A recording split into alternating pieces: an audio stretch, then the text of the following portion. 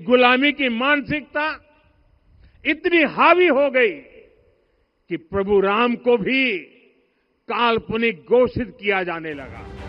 2024 জানুয়ারি মাসে লোকসভা নির্বাচনের ঠিক আগে প্রাণ প্রতিষ্ঠা হয়েছিল, আর 2026 5 রাজ্যের বিধানসভা ভোটের কয়েক মাস আগে মঙ্গলবার রাম মন্দিরে প্রধানমন্ত্রীর হাতেই উড়ল ধর্মধ্বজা।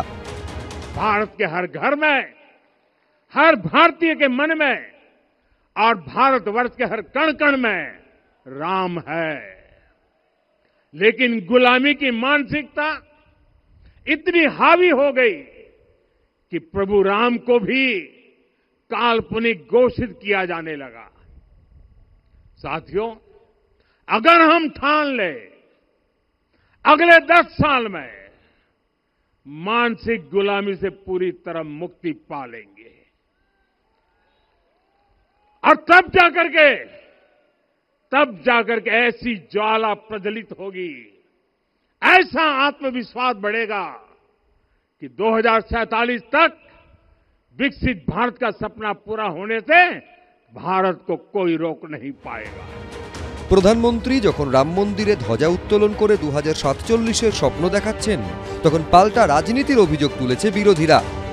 भगवान राम की आराधना पूजा सब लोग करते हैं, सब लोग उनके उपासक हैं, और जो इस तरीके की जो मार्केटिंग हो रही है, निमंत्रण दिया जा रहा है मंदिर के, भगवान की पूजा पाठ के लिए आज तक निमंत्रण तो नहीं आता। हम लोग भी हिंदू समाज से हैं, तो मैं समझता हूँ कि ये केवल और केवल मार्केटिंग करके अपनी वाहवाही लूटना है। मैं समझता हूँ कि आम आदमी भगवान के प्रति नतमस्तक है, उनकी आराधना करता है।